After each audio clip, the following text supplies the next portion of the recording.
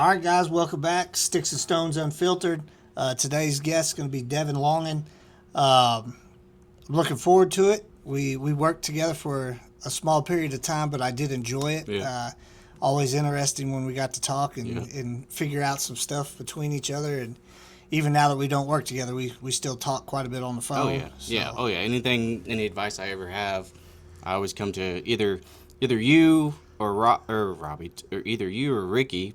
Ricky's more diplomatic, and if I need to get something off my chest, I'm like, Robbie, listen here, man. And you're like, say it, tell it. Yeah. So I always come to you two for good advice. More to you to vent, and you're either on my side or you're like, hey, like that's not right, or you know what I mean. Yeah, So Rick's a little calmer with Yeah. his stuff. Yeah, he's like, all right, but like, yeah, like, it's good to see you, good to, all that stuff, and you're like, nah, man, this is how it's got to be. I pull up my knife hands on people. Yeah, the So- knife hands will come out. Oh yeah, But okay, so you had right around 10 years in wildland firefighting, and you've kind of went through all aspects of it, right? yeah. So I started out what's called an AD. It's administrative as needed. You're basically you're part time. And like you're part time, and when there's a fire, that's the only time you really work. So, I mean, when it rains, you're not working. I did that for 5 years, and we'd go out west, for fires and all that. Did that for 5 years, and then Oklahoma had a big hiring process go on for like the first time ever. So a lot of us that were ADs got rolled over into being full-time perm positions. So I was incredibly lucky because there's guys out there that are like 20, 25 year AD vets. And my second, third year in, I'm like, man, I want to, do this full time. Like, there's nothing in Oklahoma. I'm going to have to move out of state, which I didn't want to do. I wanted to stay home because you've fought fire here. It's fun. It's fast. And nothing on like Western fires, but like it's a little slower. Like, you have more time to think. Here in Oklahoma, it's more run and gun type of deal. So I wanted to stay in Oklahoma because I loved it. I didn't want to leave. So I got fortunate enough to be one of the chosen ones to be hired on full time. So I haven't looked back since. Yeah, you definitely. I wish I would have taken your route, but I'm also 20 years older, almost 20. I'll be 30 in November. 30? Okay, Yep. so I'm 46. So You don't look a day past 25. a day past 57, God. right? Well, all right, man. So we'll get into that here just in a little bit for sure. Take me back to where were you born? Like, where'd you go to school? So I'm from up the road in Henrietta. I was born and raised there. I graduated from there. Moved around a little bit. Lived in Tulsa for about 4 years. Hated it because Tulsa's not a big city, but too many people. And then I moved to Glenpool, and then sadly moved back to my hometown, and I hated it. And then now I live in McAllister, where I met my wife. But shortly after high school, I ran into some legal trouble that ultimately changed my life for the better. Because I think that if that didn't happen, there's no telling where my life would be. I wouldn't be here sitting with you right now. So So when you were in high school, were you kind of wild in high school? no, or- not really. It's funny because come to think of it, I was kind of homeless. I was fortunate enough to have some very good friends that I call family now. I was in sports, and I was athletic. So I moved out of my mom's house around 14 or 15. I just couch surfed Really? all throughout high school, and I didn't realize I was homeless until like a couple years ago. I was like, dang, I didn't ever have like a permanent home. It was either this year I'm living with this friend, or this year I'm living with that friend. And sitting there thinking, I was like, man, I really I didn't have like a structured, childhood, but I never was wild. I did what like all high schoolers do, go out and drink at the lake, get busted by the cops, and stuff like that. Maybe, Pasture parties. Stuff yeah, like maybe that. smoke a thing or two you weren't supposed to smoke. But I mean, other than that, just regular high school stuff. I was never really the one to like look for trouble. I would Yeah. say I always, even though I didn't grow up with like an authority figure in my life, I always followed the rules. I mean, there's a very thin line. There's like, what can I get away with? You know what I mean? That just kid Yeah. stuff. But I used to try to. I don't think I even did it consciously. Tried to push that line, but I Yeah. was always riding that line. yeah, and I think that's how I kind of was. Uh, didn't ever want to be disrespectful. I always said yes sir, no sir. I mean, I would like to think I was a pretty respectful kid. You know, just one bad decision, and it's crazy. Growing up, it's like one thing can change your life, and I was like, yeah, whatever. And you know, it really can. I just got really, really lucky. And looking back, I think that kind of set, you know, things in motion of ultimately where I am today, which I'm very thankful for. But it did suck, Right. you know, Right. going through all that. So did you get caught up legally after high school? Then? So it happened my senior year. I think it was like 3 months before graduation. This freaking, I won't say his name, but this one guy's like, man, help me, you know, do this, do that. I already got it, you know, set up. You just got to hold the gate. I was like, no. He's like, come on, man, don't be like that. And Peer pressure? Yeah, people really, whenever I tell people how long he asked me, nobody believes me. He asked me literally every day for a month straight. And I'm not making that up. Yeah. Because I had my 6th hour. This was high school. My 6th hour was an elective class, and I think he had a free hour that hour, so I don't know what it was. And he'd come in there every day, like, man, what do you think? I was like, dude, quit asking me. I was like, isn't that illegal? He's like, yes. I was like, then no. Yeah. And so one day, I don't know why, I think it was just like annoyance. He came up to me and he's like, man, I keep on asking you, keep saying no. I was like, well, all right, let's go do it. I was like, fine, I don't care. I'm not doing anything. He's like, you don't have to. Everything's already set up. All you gotta do, I need a gate guy. I was like, fine with me, man. I was like, I don't want any part of it. Just hurry up. So eventually we go out there, we do what we did, and he's an idiot, man. I don't know. I should give some context. I was a gate guy for a guy stealing cattle, which I deeply regret. I'm not that type of person, and it was 10 years ago. Senior in high school. Senior in high school, Yeah. and I was planning on, man. I was always in the newspaper for sports. I was like, I'm gonna go to college, play football, all this stuff. I already thought I had my life, you know, planned out, and then I think I got lax or whatever. I don't know what it was, and it was annoying. So I was like, yeah, let's go. And so I went, and he dropped me off. He took it to wherever he sold it. He sold it in the same county. Oh. So he's an idiot. Cattle wrestling. Yeah, and then nobody's gonna recognize. Yeah. Exactly. And I feel really bad. You know, I was just a dumb kid, and he ended up stealing so much more than that. I think, man, I think like 50 grand in cattle. That was back in the day. That was back in the day. Yeah. And so that all happens.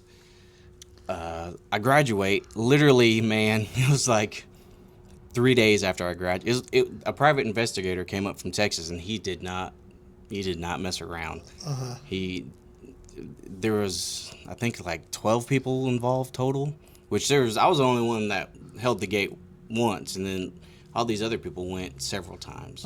So I was the last person to get interviewed, and you know, kid, I was like, nah, man, I didn't do that. Right. He stuck on me for like 4 hours. I was like, I want to go home, man. And I was like, all right, yeah, fine. Where did he interview you at? Henrietta, where I got interviewed at. At the PD? Or Yeah. At the... So the police called me, and they're like, hey, can you come down? We need to question you about some stuff. I was like, I already knew what it was about. Right. Because people talk. Oh, yeah.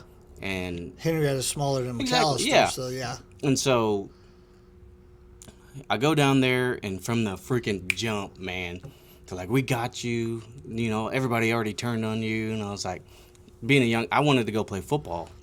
I was like, Right. I'm gonna do anything I can to go play football. I was like, wasn't me. And then finally something came over me. I was like, all right, I did it. I helped. He wanted me to hold the gate open. I did it. Yeah. But nothing else. He's like, all right. And then When you went down there, did your mom know what was happening? no. So I didn't tell her about it at all. And so How old were you at this point?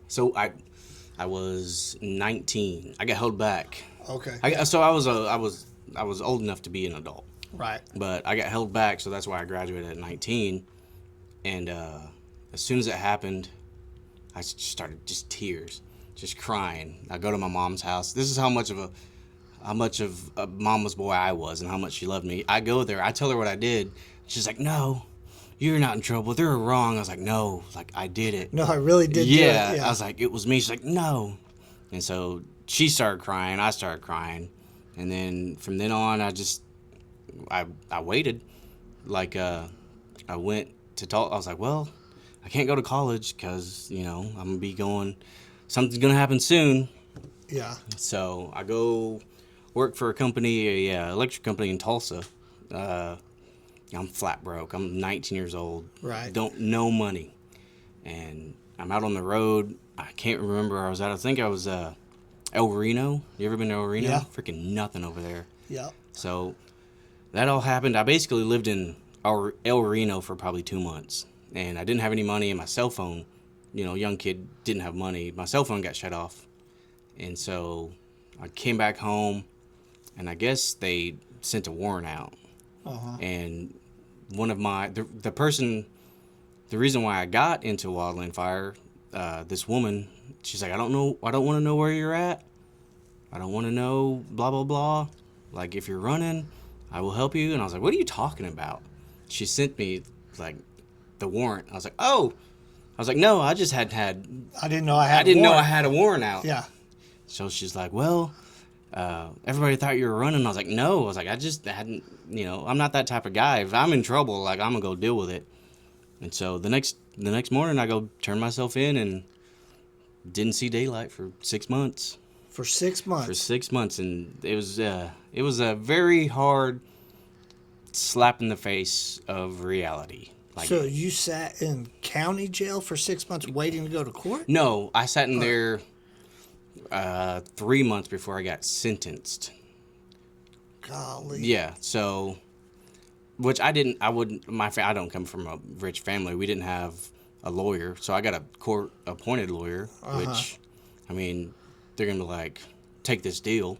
And I was like, no, because they were wanting me to do like a year in jail, 10 years probation. I was like, I don't want to do a year in jail.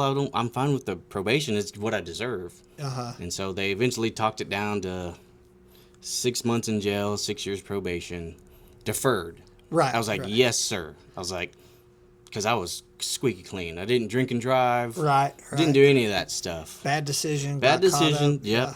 And I get.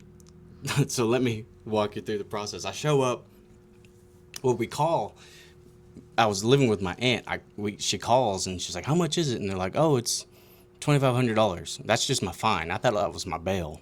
Okay. And she's like, "Okay, so what? $250?" And they're like, "Yeah." I was like, "Shoot, I'll be out today." Yeah. I get there and she gets $250 out of the bank, and we get there and they put me in handcuffs. I was like, all right, they got to do that. And they're like, bond $100,000.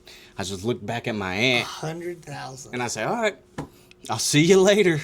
And then just stayed in jail for 6 more months. And you're 19 I was then? 19 at the time. First time ever sitting in a jail cell. Oh, Mogi County Jail, I guess? Oh, or? Fusky County Jail, no Fusky. Kemah. Yeah, because Okay. what happened is it was on, there's a road, and one side's Ofusky, one side's Okmulgee. Okmulgee. And we did it on the Ofusky side, so that's where charges got, Yeah. Yeah. So that happens. I get there, and what I didn't know, which I've never been in jail, if you don't have, like you can keep like a tank top, but it has to be white. Everything has to be white. Your socks, everything. And so I get there, I'm wearing black underwear because I was like, I don't know. Right. And so I get there, and they're like, oh, you can't wear those. I was like, why? They're like, they're not white. I was like, what the heck? So I take them off, and they didn't have my size. They gave me a 3X shirt and a 3X pants. At 19-year-old. At 19-year-old, and my mugshot's on the internet. Excuse me. Wow. I have the deepest V ever. It's like down past my nipples. And I get in there, and the guys are like, what did they give you? I was like, this is all they had. Jail sucks. Yeah. The people in there, they just want to go home. Let me just say that. I mean, there are bad people deserve to go to jail, but some people just like me, just mess up, but they were pretty cool. They were yelling at the guards, like, man, give this man, a different size. His booty cheeks are going to be hanging out and all that. I was like, man, don't say that. Yeah. I was like, I have a drawstring. Yeah. But no, it was cool on that part, because I was like, all right, they're not as bad as what I thought. Because, people's like, man, when you go to jail, this and that, blah, blah, blah. I was like, man, I'm going to have to fight. As soon as I get there, I'm going to have to fight. But I didn't fight anybody.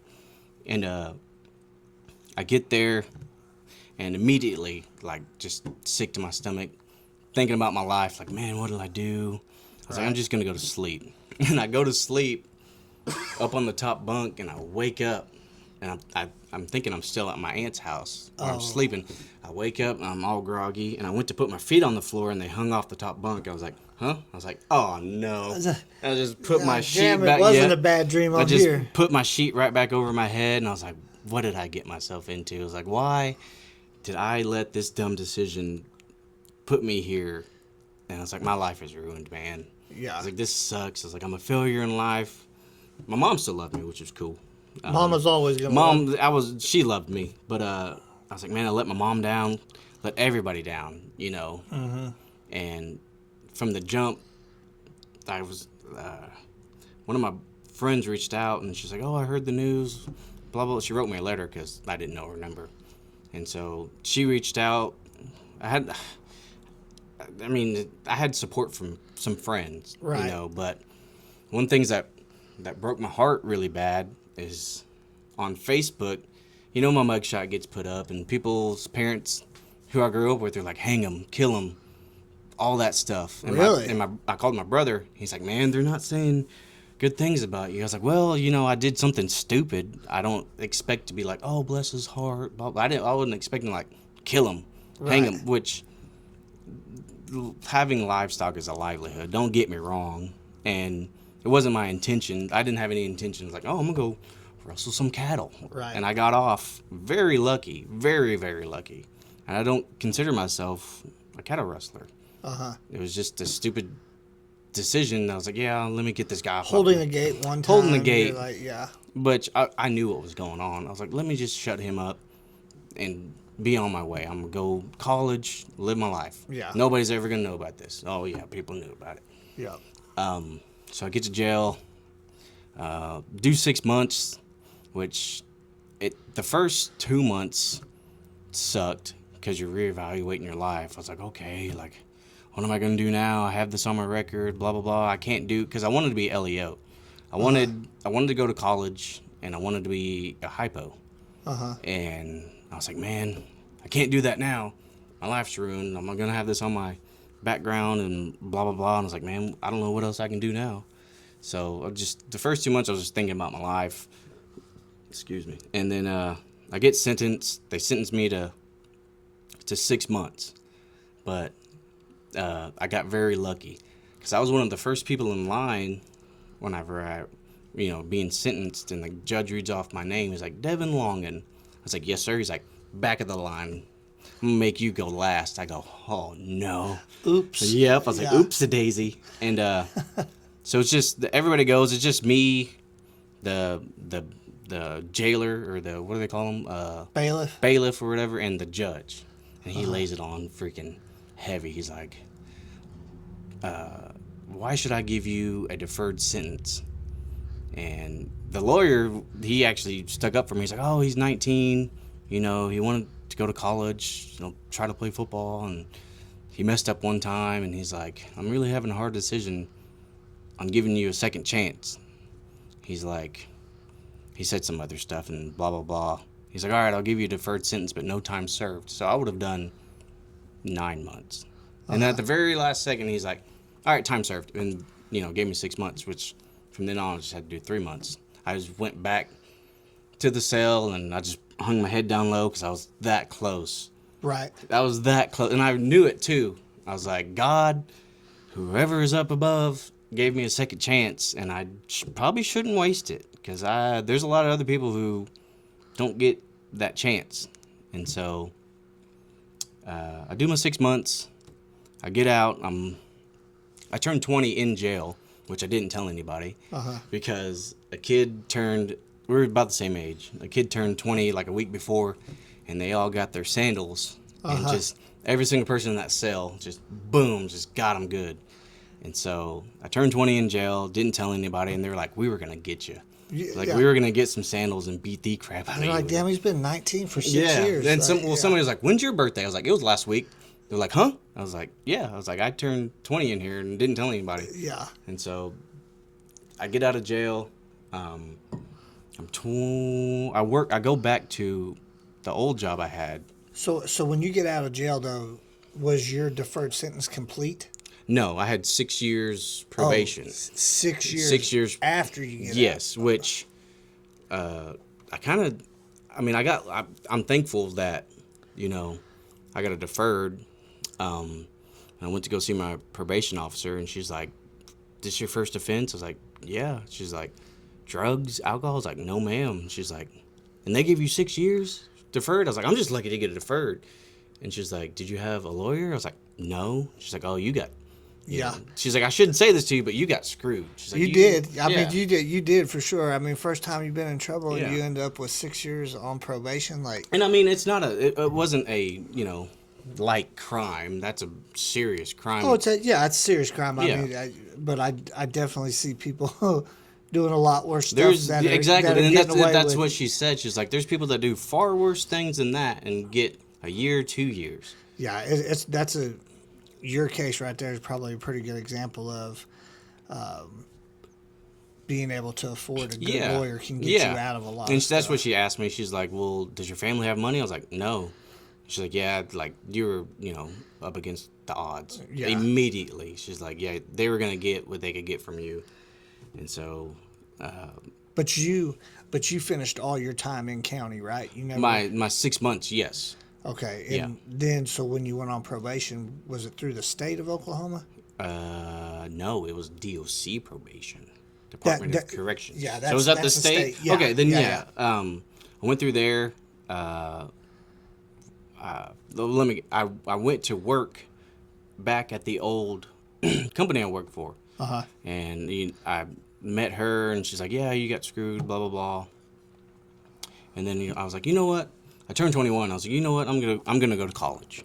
I'm gonna try my hand out of college." And I should have just, dumb me, I should have just went to like OSU IT or something, like a small college to get a trade, something. I wanted to be like a normal kid and go to a university and find a way how to pay for it, which I didn't have any money. And so I'm there. I do I think finals are coming up. I start this spring semester. I think finals are coming up, and I'm just laying in my dorm room, hating life, because I'm a 21-year-old freshman living on campus. It's like, man, I'm too old.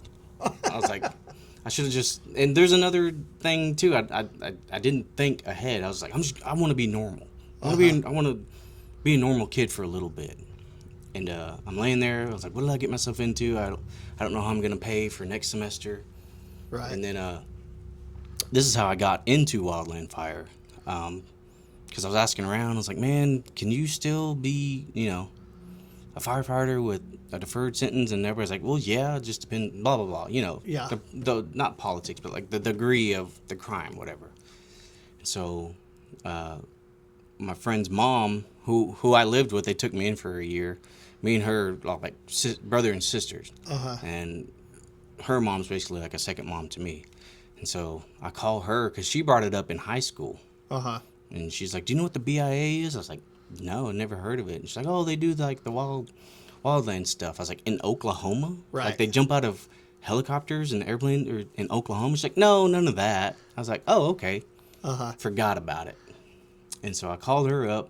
I was like, "Hey, what were you talking about?" like, what, Wildland stuff? She's like, yeah, Wildland Fire. It's in Okmulgee. I go, how do I get a hold of them? It's like, oh, I got the number for you right here. So she gives me the number, and I don't call him. I don't call my first boss, Clint. I didn't call him for like a week because I was scared. I was like, man, they're not going to take me. I'm on a probation, blah, blah, blah. And so one day I was just laying there. I was like, what am I going to do with my life? I don't want to go to college because I can't pay for it. I don't know what I want to do because I wanted to get my EMT license, but I don't think NSU had it. I don't think they had a class for it. They must have. I just didn't NSU? look. Yeah. They probably didn't have a class, but the tech center up there, I would say, probably did. But anyways, so I'm laying there and I give my first boss a call. And I was like, hey, I'm Devin, blah, blah, blah. I'm in college right now, but I want to fight fire. He's like, all right, when can you be here? I was like, anytime you need me. He's like, can you be here tomorrow? I said, yes, sir. He's like, all I need is your driver's license, your social security, blah, blah, blah. I think that day I was like, boom, I'm done. I left my dorm room that day and didn't go back. And I had to go back to, grab my stuff. Packed up all my clothes. I was so excited. I was like, I'm going to be a firefighter. And so I tell my buddies who I met there, I was like, yeah, because I told them, I was like, I don't think college is like working out for me. They're like, well, what are you going to do? I was like, I want to be a firefighter. I either wanted to be a, hypo or a firefighter, but I wanted to do structure fire. That was my main goal, is to do structure fire. And so my plan was like, I'm going to do this wildland thing for a little bit, and see if I like it and then switch. Right. I was like, if I don't like it, I'll switch, because I had two buddies who work for Tulsa right now. Is there like a commercial fire department or something that just does commercial? They're probably like in a commercial district. I think that's what it is. Another one is just at another department. And so they were doing that, and I was like way behind. I was like, I want to be on the structure fire. So I give my boss, Clint, all my stuff, and then a week later, he's like, hey, we got a rookie school going on. Can you make it? I said, yes, sir. It's like, I'm there. I do my rookie school, do my PAC test, and then I think in May, all that was in May, and then like a week later, I'm on my first fire in Utah. Just loving it. Right. Like, this was the only job I've ever had where, like, I woke up and I was excited to go to work. And after the first day, I was like, this is what I'm going to do for the rest of my life. I was like, I don't know if structure fire is going to be, anything in my future, but for right now, it's not. I was like, this is what I want to do. And we went to Utah. It was probably the coolest thing I've ever done in my entire life. Did you go on a hand crew? So they used to take out they don't do it anymore because they don't have enough crew bosses. They're kind of older. Yeah. Like, they're up in like upper management, and they're like, we don't want to go on a 20-man anymore. Right. So we go there, and it was cool. We had to protect this nice cabin. It had to be like a multi-million dollar cabin. So, we're prepping it because we're going to do, the hot shots are going to come in later that night and backburn it. So, we're just a Type 2 crew who does all the crap work that nobody wants to do. So anybody out there listening to like Type 2 crew, like what hot shots, everybody knows, like that's like hot shots are pretty much like the elite wildland firefighters. One of them, yeah. I mean, if you're a wildland firefighter, in my book, you got to be, elite. Yeah, you're still good, but there's levels to it. There's more, like hot shots. They do all the hiking. Like, people say hot shot country. It's like there's no dozer line. You're out hiking the side of a mountain. Yeah. So hot shots and smoke jumpers, in my book, are like the baddest of the bad. Like, bad boys, those are bad freaking dudes, man. And so, like, the Type 2 you were on, that's kind of like and I don't want to make it sound bad, but Type 2 is kind of like that. They just call them deuce crews. Yeah, deuce crews. Deuce crews. It's kind of like the farm league, because that's where a lot of guys get in there and they decide, like, man, this is what I want to do with my life, and then they move up. Yeah, and so that's all we sometimes. So in order to be like, you can be a Type 2 crew, and then you can be like a Type 2 IA crew. It all depends on how many people are qualified on the crew. Like, for Type 2 IA, you need a certain amount of squad bosses, which it's crazy with structure fire. It's switched for us. Like, a firefighter type 1 is like you're more advanced. A type 2 is like your regular run-of-the-mill new guy. You know what I mean? And I think I asked you about that. I was like, For Wildland. for Wildland, yes. Yeah, it's flip flop because for structure side, your fire 1 he's the rookie guy. Yeah. And your fire 2 is the guy more experienced, more training, and then Wildland. Yeah, it's completely flip flop. So that kind of threw me for a little. I was like, oh, that's kind of crazy. But I'm getting off track. I forgot what I was saying. You end up out there on your first. Oh, so fire we go up there on our first fire, and I'm excited. I wake up after my first day, or on my first day. I wake up. I was like, man, this is the greatest job. I was like, I can't wait to go back for more. And so, like I said, we had to dig a hand line and brush around this cabin, and a rookie. Everybody has like rookie mistakes. Oh yeah. I did a big one. I had to go number 2, and I was like, all right, I'm gonna go out in the woods. They were like, take a tool. I was like, for what? I didn't know. Oh yeah, okay. I didn't know. And so I go out there, I do the business, I come back, and the hot shots go in later that night and burn around it, and then we go and grid. And for those that don't know, gridding is like finding hot spots, like cold trail, like touch the ground. If there's heat coming up, you work it. You dry mop, which dry mopping sucks. Yeah, dry mopping's basically Dry working mop, it over until dry it's not mopping, hot yes. anymore. That is the worst shit. Yeah, dusty, in the world. hot, It nasty. is freaking terrible. So we're gridding, and I remember where I went to the bathroom at. It was like up on the side of this hill, right behind it. And one of the older guys were gridding. He's like, "What the hell?" And everybody just stops, like, "Who didn't bury their shit?" I was like, "What a dumbass!" Oh, you didn't bury it? No, Oh, I didn't know you had to. Oh no. He's like, "What dumbass doesn't know how to bury their shit?" I was like, "Yeah, what an idiot!" And I just keep walking. I was like, "That was me." That was definitely mine. And one of my buddies, I think you met him, Chase. Yeah.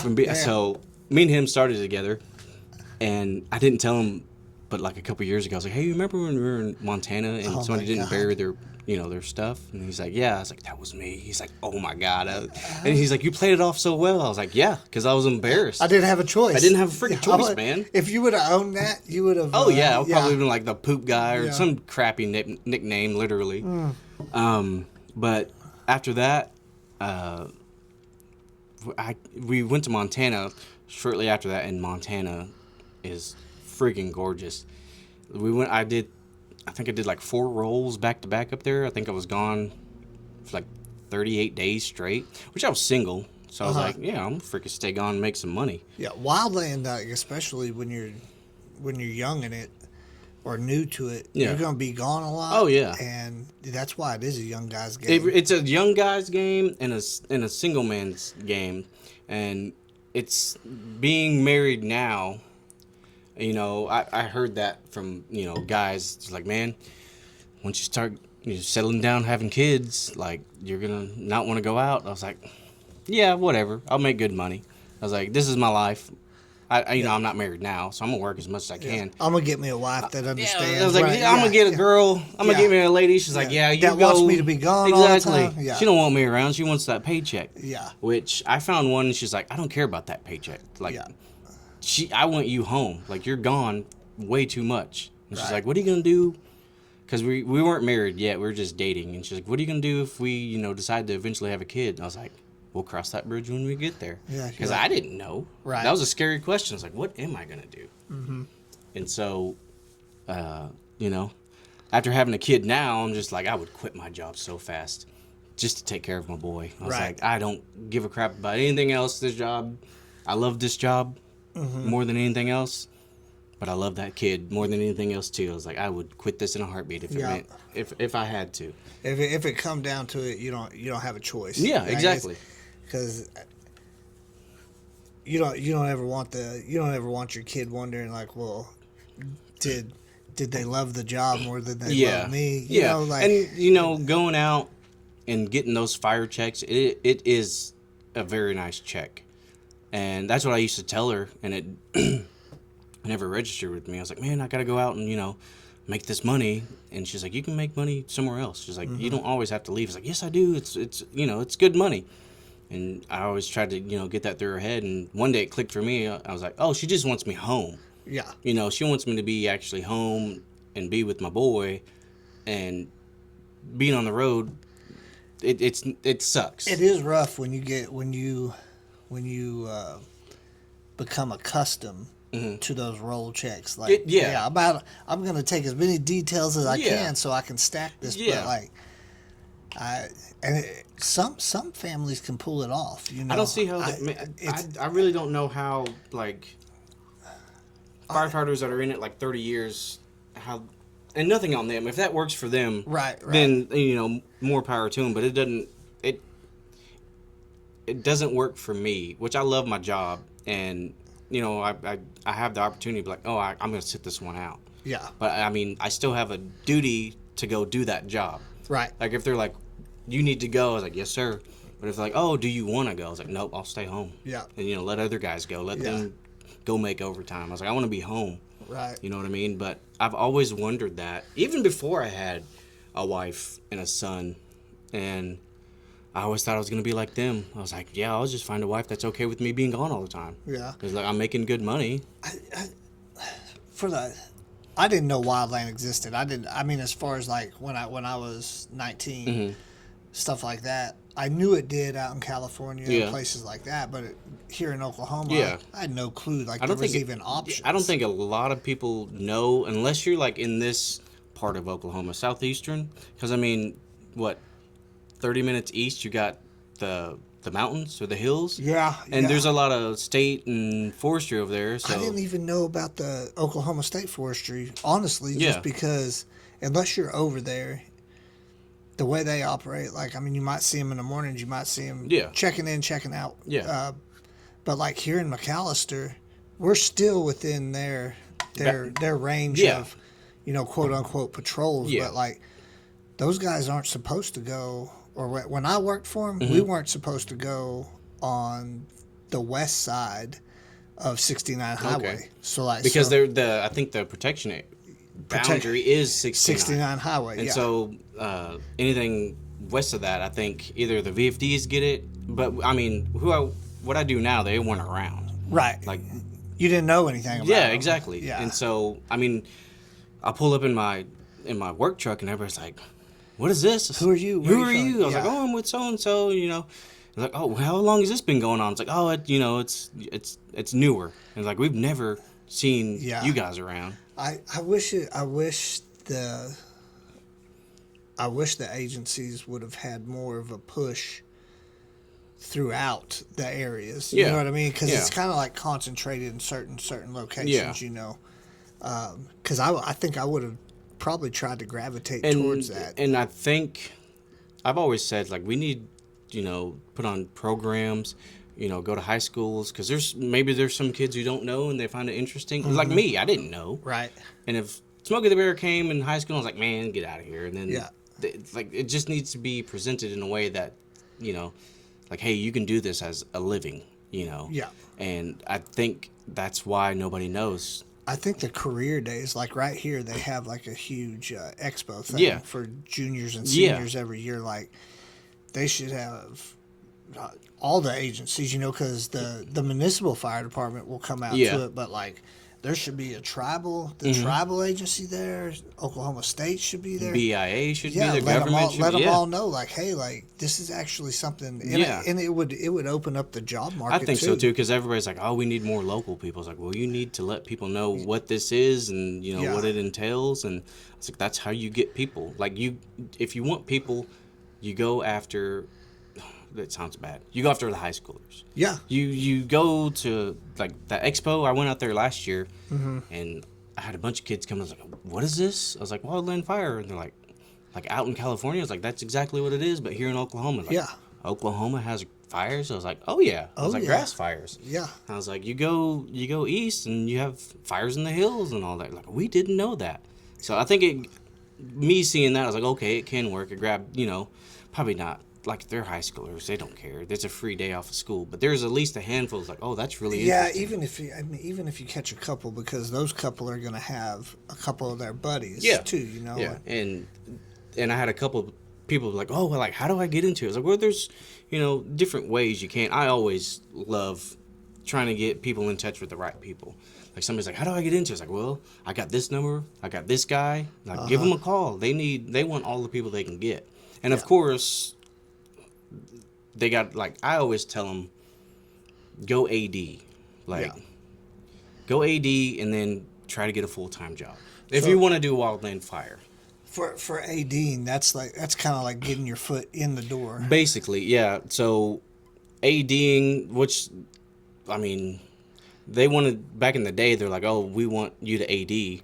And then, we'd eventually get a full-time when somebody ages out or retires. Right. But back in the day, like, it was crappy. Because, well, I got fortunate enough, that fire in Utah, that was the first time that the BIA has taken their own government rigs. So I was like, my young guy now is like, man, you don't know how good you got it. And then I was getting told that 10 years ago, like, you don't know how good you got it. I was like, what do you mean? And like, we're getting to take our own government trucks. We used to have to fly and then ride a bus to the fire. I was like, oh God. And he's like, that was last detail. And they're like, this detail, we get to drive our own trucks. I was like, oh, I do got it good. Cause I was like, I mean, don't get me wrong, I would do it, but it's just so much better having those government trucks. Right. You know what I mean? And so I always tell my young guys, like, you're 19, you got a full-time fire job. This full-time benefits. I was like, this never happened. Yeah. Ever. And so, but yeah, anytime it happened at the festival, a dad came up to me. He's like, my son, he likes Wildland Fire. How do I get him into this? I gave him like 4 guys' numbers. Like, this is the boss of this one. This is the boss of that one. This is the boss of that one. He's like, they won't care. I was like, no. I was like, give them a call. They want all the people they can get. Yeah. I was like, and then take that route, and then all these jobs are opening up because the BIA will hire, people with no experience. And I was like, he can either, you need to create account in USA Jobs. I was like, you don't have to necessarily just go BIA. You can go anywhere you want. Right. So, but if you want to stay in Oklahoma, that's probably the easiest federal agency to get on with. You think, fire-wise? I don't know. Like, I don't know how easy it is to get on over there with the Forest Service and like Hochtown. I don't know that world. Yeah. So I don't know how many. But the thing, so what the BIA does, it's basically a pool. Like, if you're a hard worker, you're gonna get noticed, and like, the boss of whatever agency you're at, like, hey, like, you should probably apply. And like, whenever they say that, like, you're getting looked at. That's the it's nod basically, for, it's like, hey, like, apply, and you're most likely gonna get this job. It's ADing is basically, how am I trying to say it? It's your audition. Exactly. Yeah. If you work hard enough, you're gonna get noticed, and they're the type of people who aren't gonna let you know that you're getting noticed until it's time. You know what I mean? Yeah. Like, you'll bust your ass and be like, man, what am I gonna do? And then all of a sudden it's like, oh, go apply for this job. And so you AD'd 5 years. 5 years, yeah. 5 years, all out of up in Okmulgee. Okmulgee, the creeks, yeah. So there's 5. Well, I say there's 5. There's the creeks where I started, the Choctaws, Chickasaws, Cherokees, Osage, and who am I missing? Southern Plains. Southern Plains is western Oklahoma, which is like a desert. Western Oklahoma sucks for fire. They have summer fires, which is hot fires. Oh god, dang, it's freaking hot, man. So anytime anybody, first thing I ask them was like, well, where do you live? Yeah. I was like, okay, well, this is the closest agency to you. You don't necessarily have to go there. Right. You can go wherever you want, but I'll give you the number to this guy, and it's up to you, on if you want it or not. And so I for some reason, I feel like I bring it on myself to like try to help these guys, because I was lucky enough to have my own help. Right. And it turned into a career, which I absolutely love. And so I was like, maybe I can do that for somebody else, show them that this is sometimes I forget it's a job. Yeah. I get to go have fun, especially if you work with like people who you enjoy. Like, whenever you and Ricky were there, I still love coming to work. Right. But like, showing up and you and him would be in the office already drinking coffee. I just come straight to your office and sit down. That was the pre-workout right there. Like, just sitting down there and chilling. I was like, I still enjoy my job. Yeah. But I think it's cool because you get to build that camaraderie too. And that's one thing too is I know a lot of people like, oh, it's a family. Well, it kind of is, especially when you're on a crew. Like the people who I was on a crew with when I first started, like Sock Joe and all them, we still talk all the time. Yeah. Like we may not talk for a long time, but like if we have a training together, we'll chop it up like we're still on a crew.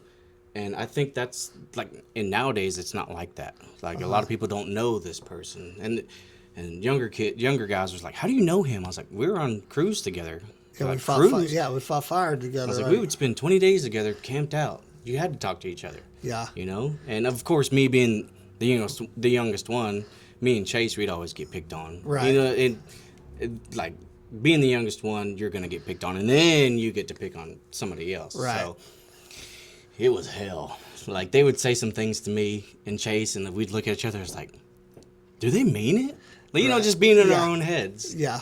And one thing I think that's the old guys too. They test. That's how you testing. Yeah. Like, and you know, we'd give it back, and I think that's what they liked because a lot of people will just fold. But me and Chase were like, man, F you, you know, and then like come back at them.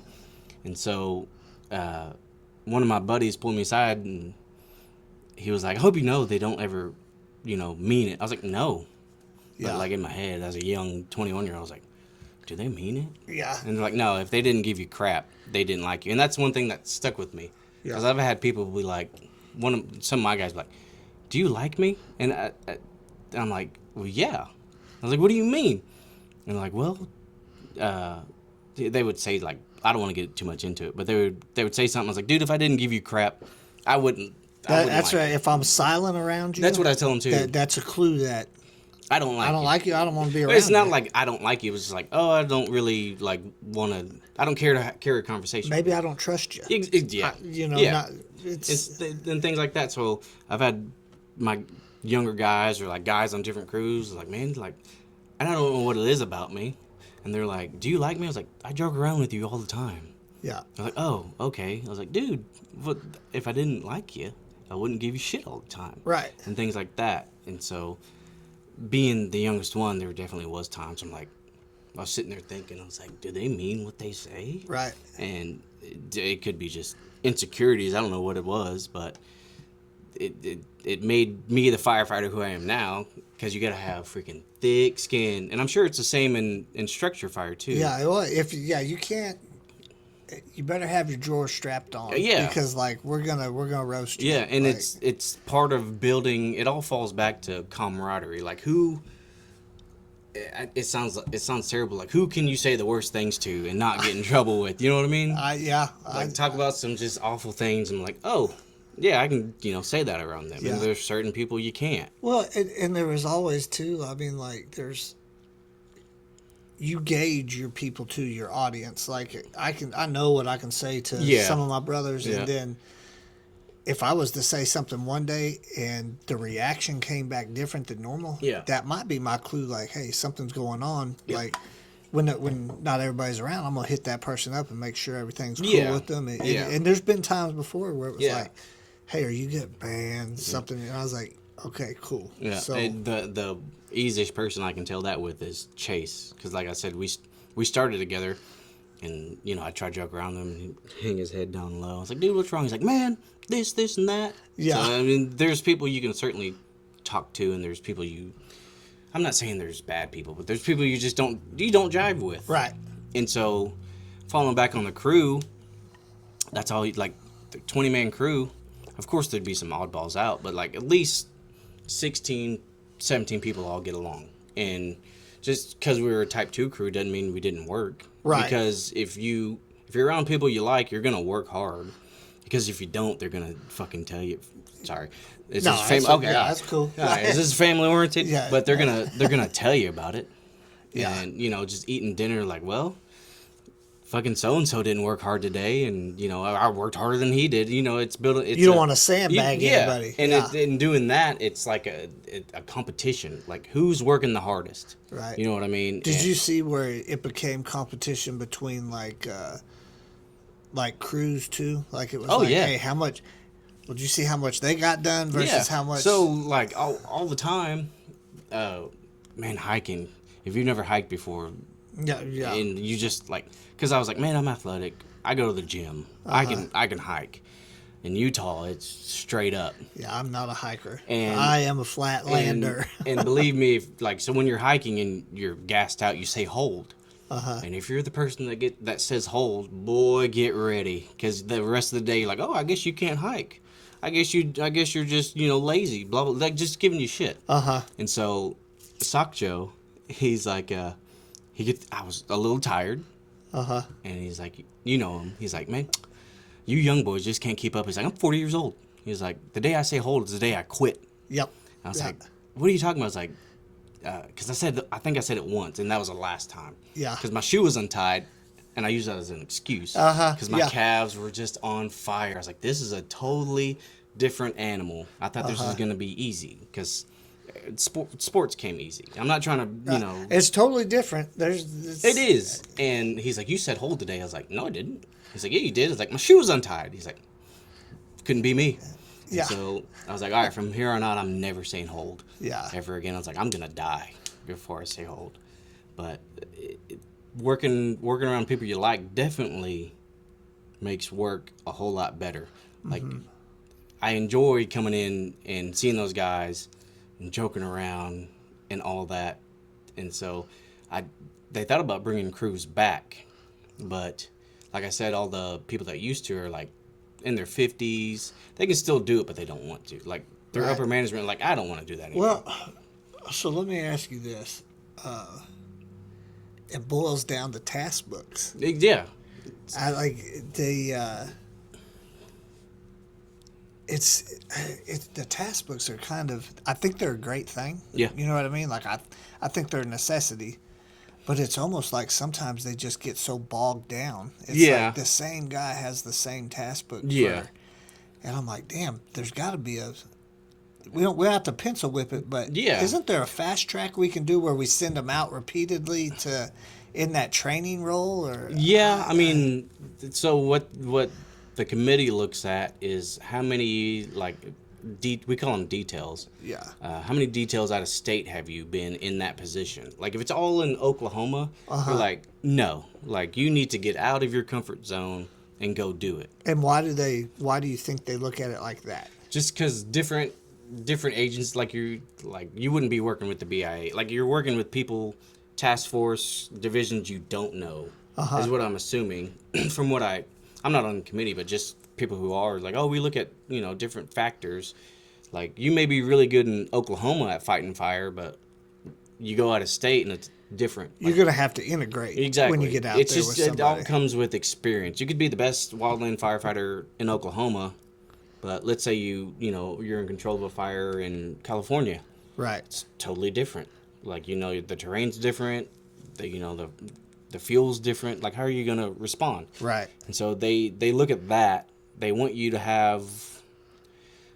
It all depends on what your task book looks like, I guess. Right. Is it all signed off by the same 2 or 3 people? No.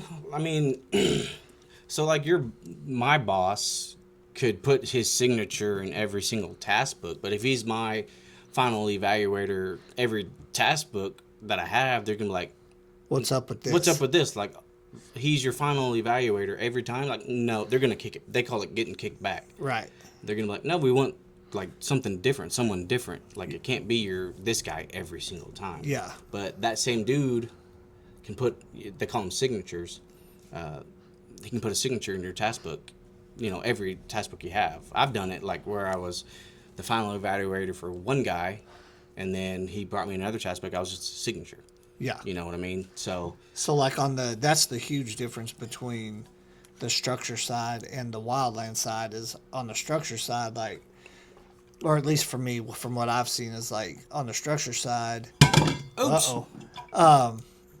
That's a good indicator right there. We should talk about these cups real quick, right? Hey, Red Hot Lasers, Chris Williams supplied these cups. Check him out. He's on Facebook. He'll send anything nationwide. Get a hold of him. Nice cups. But going back to that, the fire structure side, I can study, I can take my test, and then I can I can get a certification. Yeah. And then depending on what department you're in, you might have to test for it. Yeah. But That's what I was going to ask. I was like, structure doesn't have... structure, It's all about what classes you've taken, what certificates you've... or how your department's lined up for promotions too. It's way different on promotions and supervisory roles than the Wildland is set up. Which is, sometimes it's good, sometimes I think it's a good way, and then sometimes I'm like, it really would have benefited us to have task books. Yeah. But then it would be But I don't think there's like tasks to do, right? Like if you've been in there so long and they're like, we think you should be lieutenant, do you automatically get to be well, or captain? Or it depends on where you're at. Yeah. Like what department you're working for. A bunch of your metros, like you have to have your time in service. Some places, time in service, you automatically will catch a promotion to the next level. Okay. Where I was at, time in service would get you extra points for a promotion test. Okay. Oh, so so you have to test. Where I was at, you had to test for. I could move from firefighter 1 to firefighter 2 where I was at, just based on classes I took. If I took like 5 classes, then I could promote to fire 2. So younger firefighters, they have to take their own initiative to take those courses and all that. Yeah, to get the next level. Okay, so ultimately it falls back on them. Ultimately, it's going to be pretty much all the structure side, no matter where you're going. If you just want to be the lowest dude on the totem pole, that maybe you just want to be senior firefighter and you're happy with that role, you can do that for a full 20 years, 25 years. I knew guys that retired that never promoted past firefighter. They never driver operator.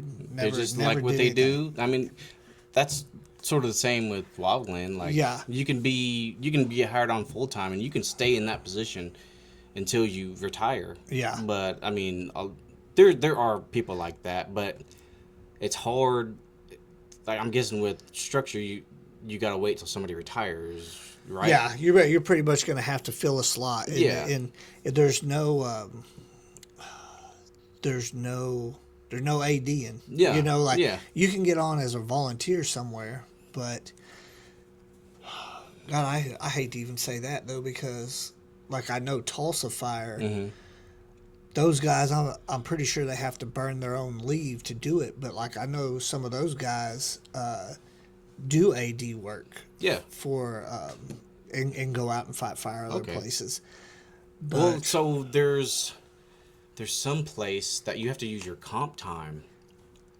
Oklahoma State Forestry. Yeah, to go to go out of state to fight fire. That's how Oklahoma Forestry is set up for. I worked for them for a little while. Those guys. If you need dozer work, there ain't nobody better on a dozer. I'll because it's just the engine captain and a dozer on every. It's just 2 people, right? Yeah. And so the guy in the engine, that's that crew boss. Yeah. And so he's over the guy in the dozer. Okay. And it's okay. And he's usually out there. Scouting. He's doing everything. He's scouting. He's not really swamping anything. Yeah. But he's scouting the line, just to make sure that dozer operator doesn't drive off into anything. But it's kind of crazy with them because the lowest person on the totem pole over there is the dozer operator. Yeah. Driving the transport with that dozer. It's funny you say that because we had a fire last year and the engine captain came up and he's like, yeah, I got a young guy on the dozer, very first time on the dozer, and he's taking it off this side of this freaking mountain. I'm like, that takes some balls to step in that dozer first time. I mean, probably not first time, but like he's new. Yeah. And getting that dozer and go off this side of this freaking mountain. I was like, all right, that takes some freaking balls, especially around here. Yeah, well, and people don't realize the terrain that those guys are on, too. Yeah. Like, it's not flat. No, pushing a dozer and like just north 45 minutes, it's all flat. Like you may have a hill every once in a while, but it's rocks, it's trees, it's big old cliffs. They're very salty in their heavy equipment, in their dozers. Yeah. I mean, but back to the time off deal, when fire season kicks off here, they'll end up, those two guys will end up going from fire to fire to fire, but they don't get overtime. They just get comp time. They get that comp time. And so that's when they will AD and make that extra money. Okay. But what's bad for it with those guys is like that AD money doesn't count towards their retirement. No. So when I was working there was a guy that retired. He had 20 plus years, and when he left, I mean, like his retirement check was going to be $900. Yeah, Gosh, yeah. dang. So those guys, anybody out there listening that's got any stroke whatsoever, they need to be put on the fire pension system. Oh, yeah. Because they're firefighters just like anybody else. Oh, or yeah. At least on the hazardous duty pension system. Oh, yeah. Because it ain't fair for a guy to get out there and do all that work, and he's fighting the same fire that we did at the structure fire place I was at when we went to the Wildland. When Oklahoma State Forestry showed up, we were more than glad to see them there, because we knew when they showed up they were about to put a line in that was, because at that it was going to hold. That's for the most that's part. us too. Everybody's like, "Where's the dozer?" It's like, "Oh, it's on its way." I was like, "All right, thank God." Once the dozer comes, put it in that line. We can backfire. We can wrap this thing up and go home. Yeah. And it was always a blessing. I was like, "Dude, where's that freaking dozer? Like, this fire's like kicking our butts." You guys got a guy working over there.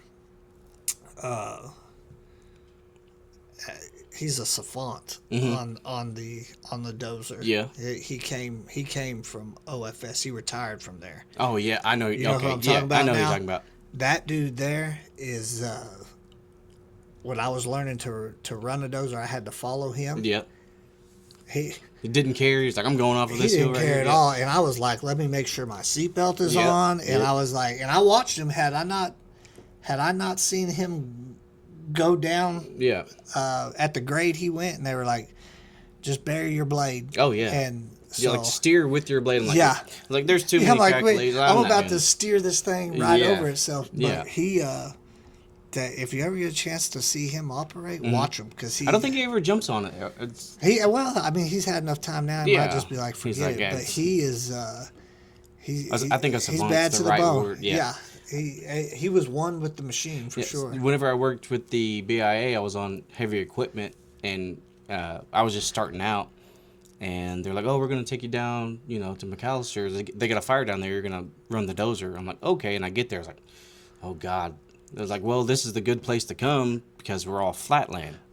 Like, you need to learn how to run it in the rocks, over terrain, all that." And I was seeing those dudes just take that dozer off. I was like, I don't want to do that right now because I was inexperienced. Yeah. I could run a dozer on flatland. I mean, anybody can. But those dudes that run it down here in southeastern Oklahoma, they got some big ones on them. They're bad, man. They're really good. Yeah. I'm thankful for the time I got to spend over there with them. I mean, like, I saw stuff that I'd never seen before, and even when I was with you guys for that short period of time, I did get to meet up with a guy I used to work with, and he was like, "Where are you at?" And I was like, "I'm right here, man." Yeah, He was like, yeah.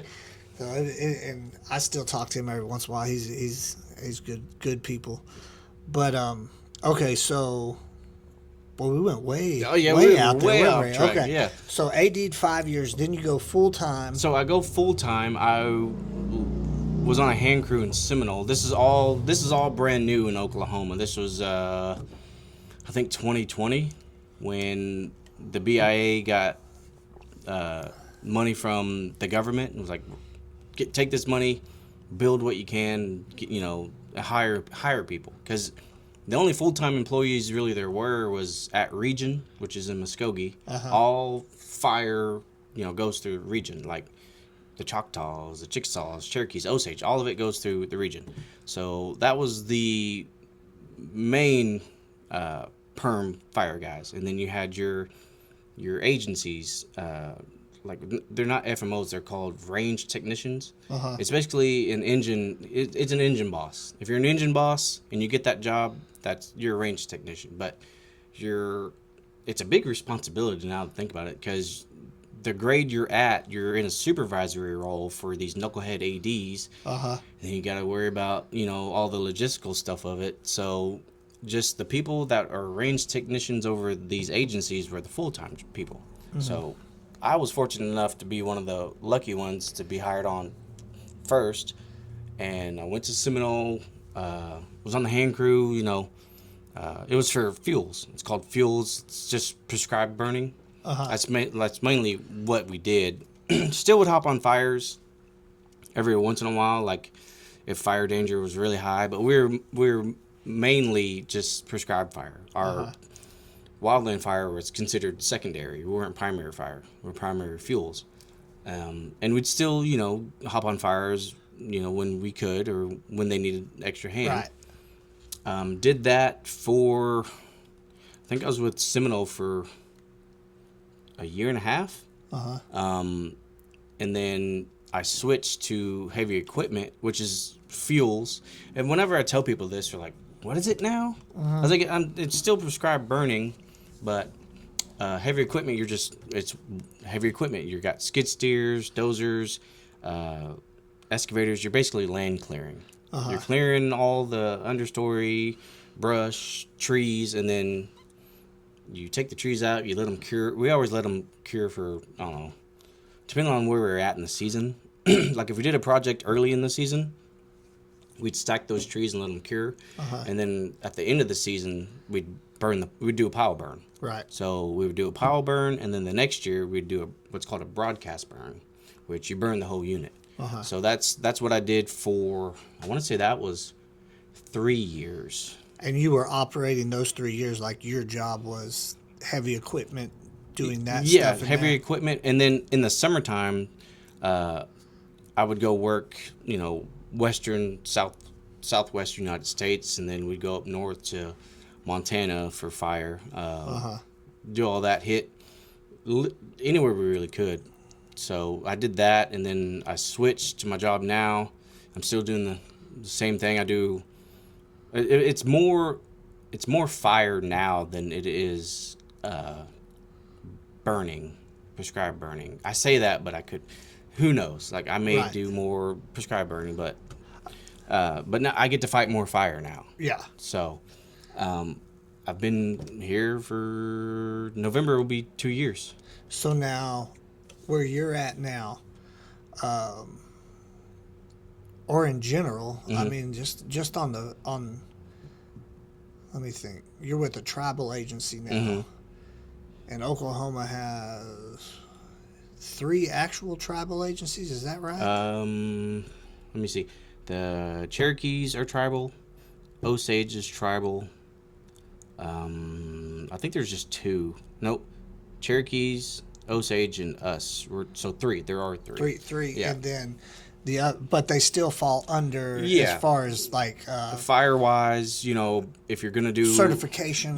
So everything runs, even though you're not government, everything still runs because around here they follow a set of rules. Right. Like you gotta follow rules. So they went off the BIA standard, and so everything goes through the BIA. Red cards, prescribed burns, fires. Literally anything, trainings, and red all cards for guys out there that have no clue what we're talking about. Red cards is like what actually allows you to go from, say, Oklahoma, you can go to Montana to fight because of your red card and what your red card actually says. So to be on a wildfire, you have to be red card certified. Something. And that's in the whole United States. And then there's different standards on that, like if you're moderate, or if you're able to work. So moderate, you can still be on wildfires, but you can't get hazard pay because you're not supposed to work fire. Not supposed to be on the line. Yeah. Yeah. But if you're moderate for prescribed burning, you can do anything because it's a planned ignition. You know what I mean? Really? I didn't know that. So if you're moderate, you can still do prescribed burns. So, I mean, nothing on the older guys, but I'm talking about like 60, 70-year-olds. They stay moderate because, like, all I do is just prescribed burn. Right. Why do I got to kill myself to try to fight fire? Like, I'm too old. You know what I mean? Right. So if you're moderate, I may be saying it wrong, but as far as I know, if you're moderate, you can still do prescribed burns. Yeah. Arduous. That's the word. I can't even remember the word. Arduous is that's the hardest quote unquote test. That's the one that says you can. So if you're moderate, You carry, I think, a 25-pound vest, and if you're arduous, it's a 45-pound vest. What is it? 3 miles in 45 minutes you have to do, and that's nationwide. But it doesn't have to be. I've heard stories of like other agencies doing the pack test where it's not flat. Like they're going up hills Right. and stuff like that. The minimum standard for arduous is 45 minutes, 45 and you pounds. can't run. It's supposed to be flat. You can't. You can. Depending on who is, Both feet are supposed to be touching the ground. and a lot of people follow the rules. But I mean, when no one's looking, you speed that step up a little. You sway those hips a little bit. I'm pretty sure mine looks a whole lot like a jog. Yeah, It's like, I try to keep both feet on the ground. yeah. Like, But I mean, if you get caught, they'll be like, "Hey, yeah, quit that," because technically one foot is supposed to be on the ground at all times. But you can walk as fast as you want. yeah. Like you can speed walk that thing. And that's the issue is like you're supposed to walk it versus because if you run it, it's not a problem. No, it's well, it's still a problem. That thing still freaking sucks. Yeah, yeah. But you get done faster. yeah, And everybody's like, "Oh, I got mine done in 30 minutes." It's like, good for you. I'm doing a 44:59, bud. We're doing the same job, and it's all about wildland firefighters are glory hounds. Like, Yeah. oh, I'm well, and that test honestly doesn't mean anything when you get to mountains yeah. because you might be able to do that pack test. Yeah. Not a problem. But Yeah. you get to the mountains. Oh, yeah. Forget it. you Yeah, know? and they say even like if you're getting in a situation like that where you have to drop your pack, they say to run. Like if you can run. Yeah. You know what I mean? And so I'm like, okay, if we can run, if we're in a, and it's just me thinking, Yeah. if we can run during a situation like that, why can't we run during the pack test? Like, Right. because our lives are going to be in danger there. I mean, it's not in danger here, but like, why can't we run? You know what I mean? Yeah. So we were talking about you where you're at now. Your agency has 3 guys that are actually titled as firefighters, right? Like titled, Yes, I think so. and so everybody else is Everybody else, so we got militia. so you got fuels, you got timber markers, LiDAR. I can't even remember everything. LiDAR's crazy. LiDAR is really crazy. You got your archaeologist. What else? Oh, you got your trappers. I think being a trapper would be freaking cool. That's the best job there, I think, right there. Yeah. And then, but like when we have burns, everybody's burns, yeah. Everybody's red card certified. So- Like you'll see our archaeologists out there with a torch and with the radio and all Right. that. So they red card everybody, which I don't. Different agencies may do that, but I think we're the only ones that red card everybody. Yeah. Well, I mean, honestly, And I think that's a good thing. I think it is for sure, especially if you red card the militia, then that increases your in times of fire. You suddenly have everybody. Man, honestly, it's crazy because the people over there, you could be standing next to a division or a task force and you won't even know it. Like they're up there, but you won't even know it because their main job is something else. Right. But there's some folks over there who are highly qualified, but that's not their main. They've just been doing it for 30 years. And they go out and they go out in the summer times. They're on teams and all that. But like, if we're out, they're not going to tell you their division or task force or. Hey, by the way, you take that torch over there. Did you know I'm? Yeah. Yeah. No, they don't do any of that. Yeah. But just me and my guys are considered like fire guys. Yeah. But I think, and what's cool though is like you guys are rare because you're not AD. You're full-time, permanent guys with fire jobs. Yeah. I wonder. The Cherokees have a huge section of guys too, don't they? So the Cherokees, they probably have the most ADs, but I think the Cherokee agency, I think it's mostly fire guys. Mostly fire. I could be wrong. They don't have a bunch of militia, right? Not that I know of. No, I think so. So you've been there, haven't you? Yeah. So when we went, you got their fire barn, and then you got all the ADs, you got the FMO, and then they do have heavy equipment. They got fuels leads. So mostly everybody's fire or fuels, because fuels and fire goes hand in hand. Right. It's just what's your primary and what's your secondary. Right. So I think there are some technically firefighters there. Right. But I don't think it's militia like we are. Right. Yeah. Right. Well, and I think that's the militia game in general. I think that's everywhere. I think is the majority. Yeah. Because it just boosts your numbers. Yeah, it does. You know, so it's like if there's anybody out there listening is that like, hey man, I'm not a timber counter. Yeah. Silviculture. Yep. It was cool. I took the class. Yep. Doesn't really interest me very much at all. But like, it's the opportunity for someone to actually get out there and go do some firefighting. You know, and they can get paid doing something. And there's else I've been at different places, and you know, another archaeologist was like, man, I'm thinking about like, I want to get my red card. I want to go out, because I was telling him, I was like, yeah, our archaeologist down there, I was like, he does all of that, and then when we got burns or fires, he hops on fires. He's like, they can do that. I was like, as long as your red card, get that certified. red card, baby. Yeah. And so I think that aspect is pretty cool. Not necessarily letting anybody do it, but like if you take the initiative and you want to do it and you work hard, like they're gonna keep you around. Right. You know what I mean? Right. So get your certs. That's it. Yeah, that's basically it. I think that it's cool in that aspect, because I mean everybody's like, oh, we need more people. You know, everybody's gonna need more people. Everybody. And if you already have people with red cards, like you're coming with me, we're gonna go do this and that. So well, if you're already red carded too, like the AD guys, I mean, once you get that red card, you can get your task book open. You start working on that stuff, and once you get that red card and you have at least 1 year experience, you can go even hot shot. I mean, I tried for 3 years to get on a hot shot crew. Really? I came very close, and because it was right before I got hired on full time. And I was like, man, I just want to go hot shot. Like, and I it was probably my resume, because my one of the guys at Region, I was like, I want to go hot shot. He's like, well, let me take a look at your resume. He's like, it looks like shit. Yeah. He's like, let me fix that for you. And after he fixed it up, I had a couple more reach out to me, and they're like, you got some good experience, we'll reach out to you. And then I got my full-time job, and so I didn't look back. But I always wanted the ability to say, oh, I shotted for a season. Not just for like to stick it in anybody's face, but like I always wanted to see if I could do it.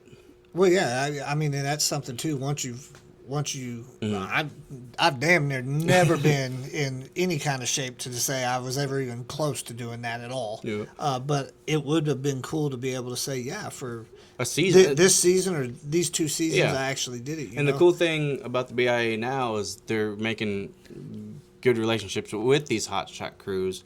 And if they need a detailer, they'll go send a dude for 30 days. Yeah. And I wish they may have had it back then, but I mean, I didn't know it. And looking back, it's like, if they had that back then, I'd go at least see if I could do it. Yeah. Because, I mean, Oklahoma fire, it can be aggressive. It can be, I mean, we had those big fires last year in Stillwater and all that. And I've always wanted the opportunity, like, I went and worked with a hot shot crew for at least a season. Yeah. But it's crazy, because we'll have smoke jumpers come down. Whenever I was with Okmulgee, we had smoke jumpers come down, and it was slow, and then it started picking up, and they're like, we didn't think Oklahoma had fires like this. I was like, oh yeah. Yeah. They're like, this is completely different than what because they were coming down for the experience. Right. Because up there in the mountains, you get a little bit more time to think, and I'm not saying it's like, it's just a different fire. It's a different fire. It's a little bit more slow moving here, and I think the VFDs know what I'm talking about. It's run and gun. Like, you literally got to just think so quick.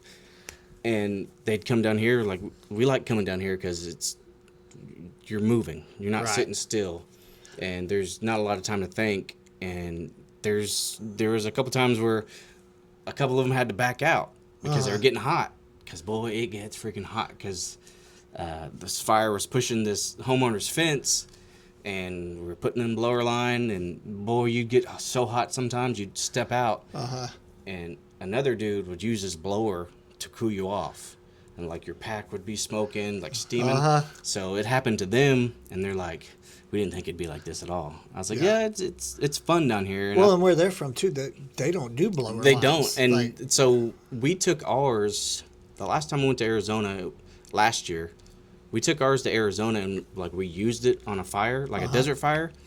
And one of the guys, I think, not the FMO, I think it was the assistant, he's like, I've never seen people use. y'all used it in Arizona? Because where were we at? We were in Phoenix. We were in Chandler.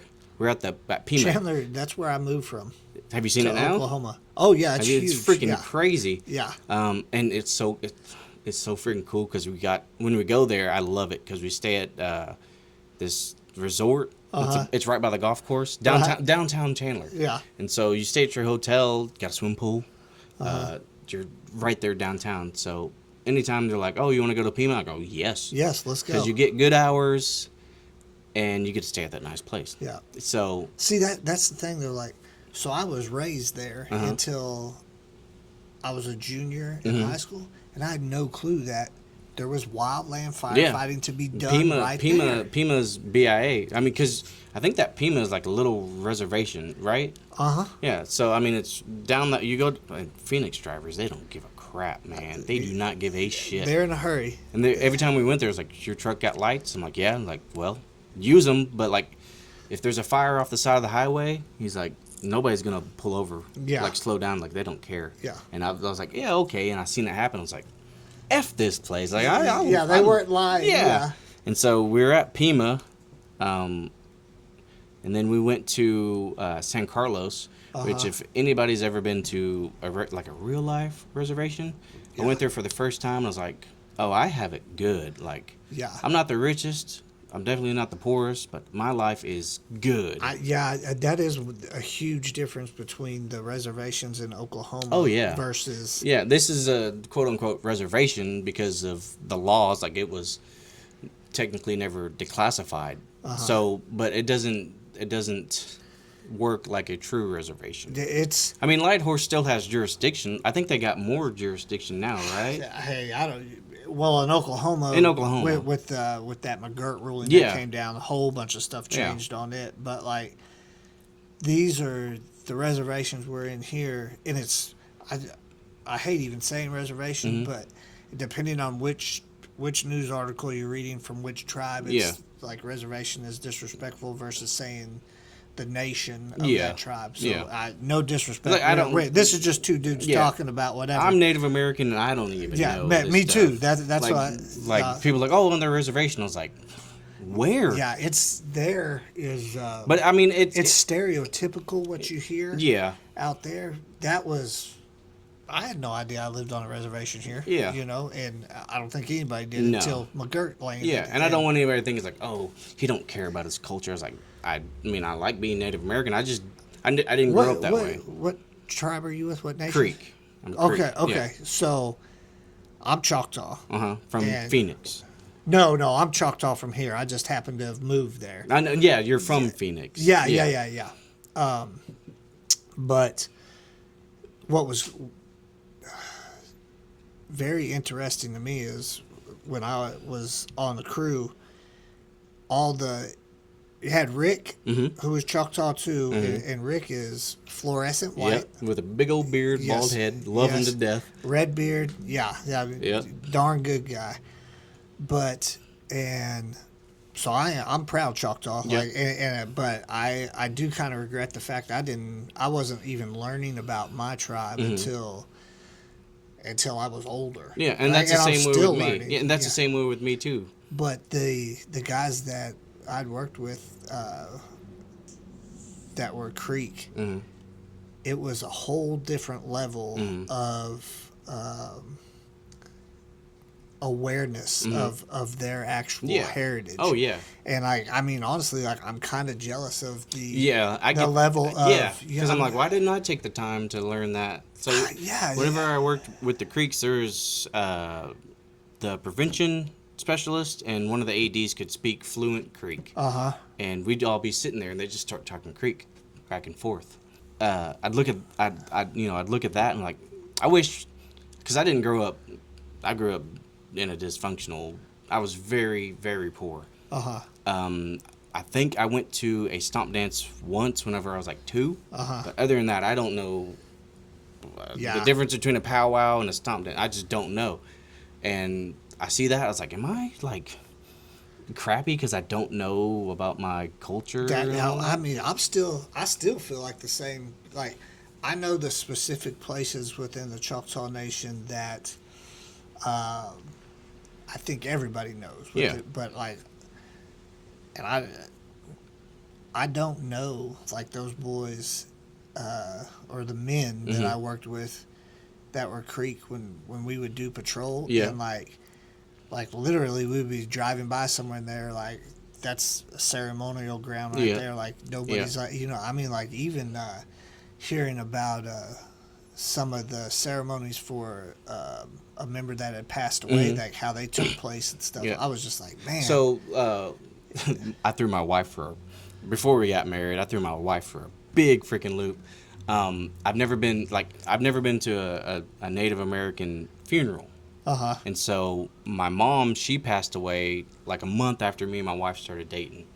And I was like, man, like you don't have to come with me. Like she went with me to the hospital the day she passed away and we were setting up the funeral. I was like, you don't have to, you know, I would understand if you didn't come. She's like, well, no, I'm going to support you. I was like, oh, okay. And so I went to the wake, and the way our family did it, which I think is the way they always do, they always separate the men and the women. Uh-huh. And so the men was sitting on one side and the women was sitting on the other side. I was like, oh, she's not going to like that because it's different. Uh-huh. And so when I got back, I was like, hey, just so you know, we're not sitting together. She's like, what? I was like, yeah, like I'm sitting on one side of the room, you're sitting on the other. And she's like, why is it like that? I was like, it's just the culture. It's like, that's what they do. That's how it is. And it was like a shock. It was even a shock for me because, I mean, I wasn't close to my family growing up. And so anytime my family, like a family, Yeah. would pass away, I didn't go to the funerals Right. because I didn't know them. And so it was a big culture shock for me too, because I was like, oh, this is crazy. Like, it's crazy because my family members are still, you know, they're 100% Creek, full bloods, and they still, you know, want to do Yeah. the old fashioned way. Speaking Creek in there, and I don't have no idea what they're saying. I mean, really, I'm jealous that it's. But they spend a lot of time. Creek Nation does on trying to keep that Yeah. language alive Yeah. too. You know. And one thing else, like women, they could speak, but it was the men.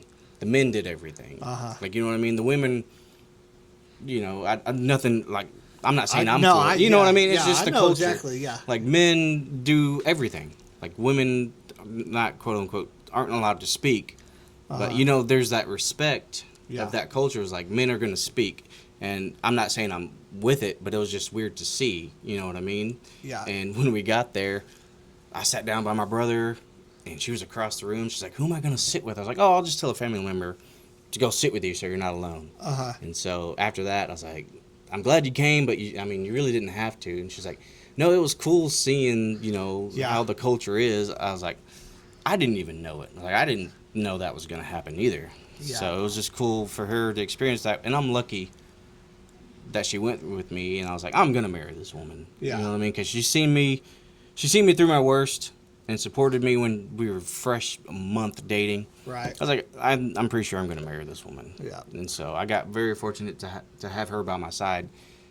And I spoke to Rick about this because his mother passed away recently, right? I was like, man, do you ever just like how'd you grieve? Because I didn't cry for my mom's funeral.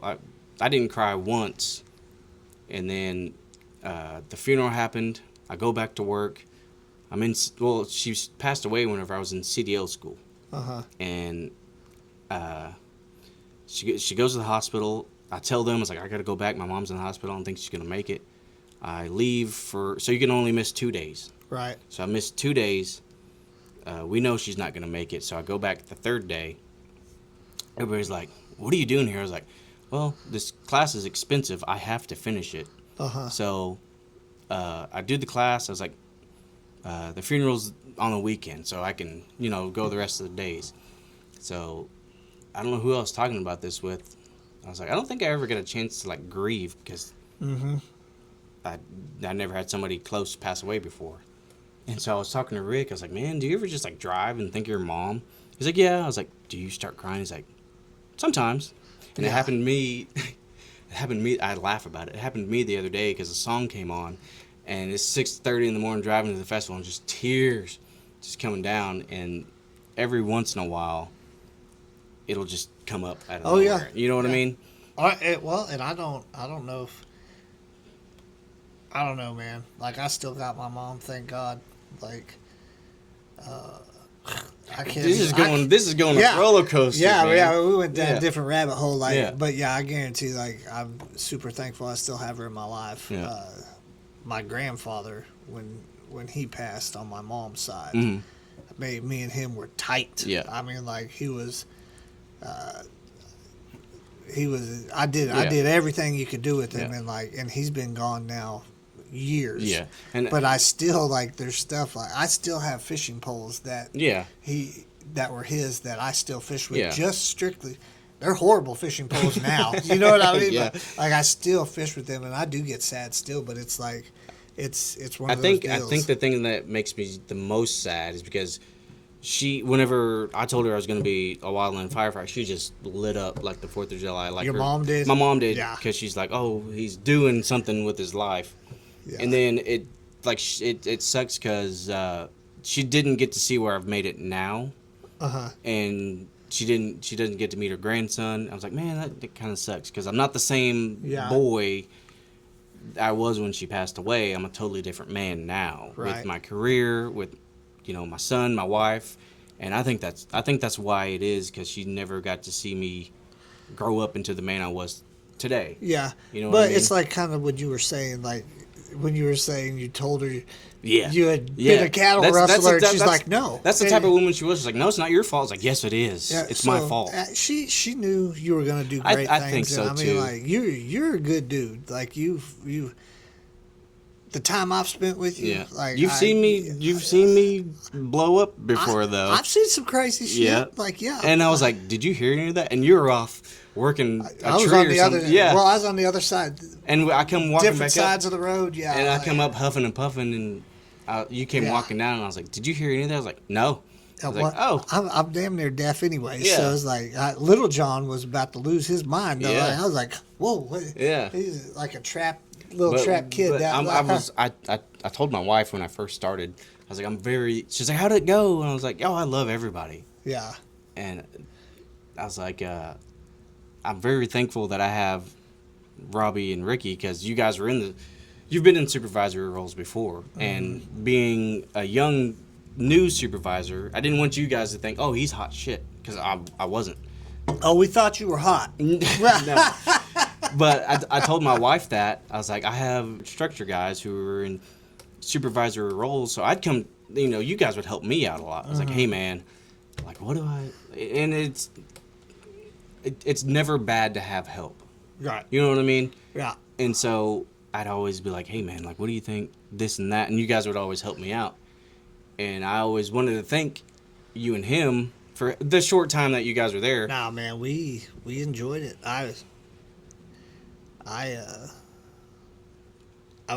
We developed a friendship. Yeah. I mean that's one thing about it too. There's definitely a couple of you guys that you are my friends. Yeah, now. Still talk to you. Yeah. And whenever you left, I was like, it was like a breakup. I was like, dang. Yeah. I'm losing Robbie.